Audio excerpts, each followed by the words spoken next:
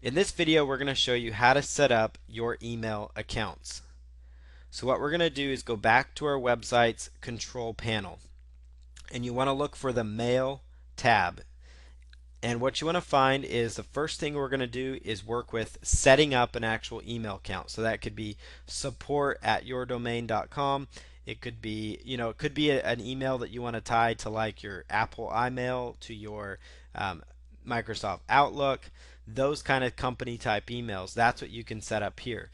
The nice thing about HostGator, Bluehost, those kinds of companies is they can give you that very large corporate feel because you can have domains like sales at your domain, support at your domain, your name and your initial at your domain, those types of things. So you want to go to Mail and choose Email Accounts.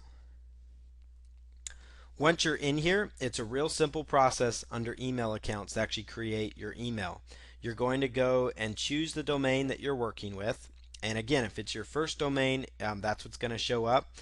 What you're going to find here is when you first set up your HostGator account, especially if you go with the shared hosting option, which is recommended when you're starting out. It's going to have the main domain. So whatever domain you start off with your account, it's going to give you two options per domain. So like this one here is dogbreedlist.net. This next one is dogbreedlist. The main domain.com. So what you want to do is just make sure you look for, which one is going to be, make sure it's just the .com or .net with nothing else, after it. So make sure it's just your domain.com or .net. So that's the one we're going to go with. And let's say we want to set up a support email. So let's say support@shoulderpainresource.com, which is the domain we're working from. So we're going to choose, the support, and then we're going to go and put in a password here that we want to work with. So password. It's important that you understand the password you're using because this is the password you need to make sure you know it. So like if you're tying this to your Microsoft Outlook, if you're actually even pulling it into Google, because Google actually has a function within Gmail where you can actually tie in your email account like your support, and so it'll come right into your Gmail account as well. So it's important that you understand this password. So it's going to be the domain you want, or it could be your, let's say, John S at yourdomain.com. You could go a variety of different options. So but let's just go with the support route.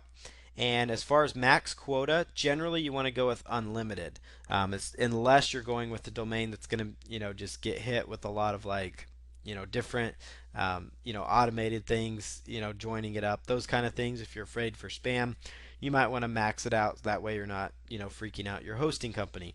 But generally unlimited's the best way to go. When it's, especially if it's an email you're going to be checking frequently.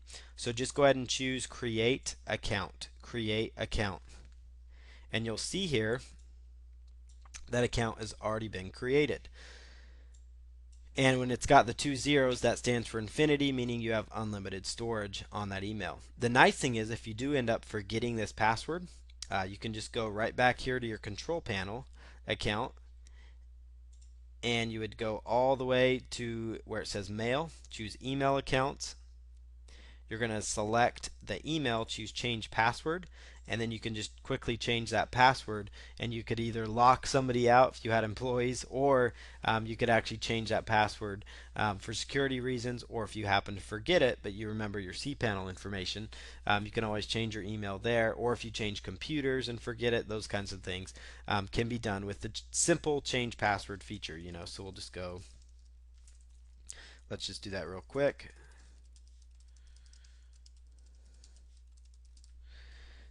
And then you can just go to change password, and you'll see it says password changed. So again, one more time, you're going to just scroll down here to the website you want to work with if you have multiple websites. So let's go, let's just say Jim Rogers, so Jim R or Rogers J, depending on how you want to do that. Or you could go jim.rogers at yourdomain.com that you're working with.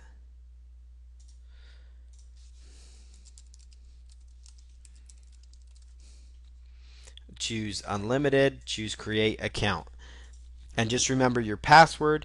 And then what's going to happen is if you go to Microsoft Outlook, you go to Apple iMail, you go to Gmail, you try to tie this in there, they're going to ask you for the username, which is the account at yourdomain.com, the password, and then generally they'll ask for any other additional information. Most of the time, that's all you're going to need. So that's how you actually set up a specific email account.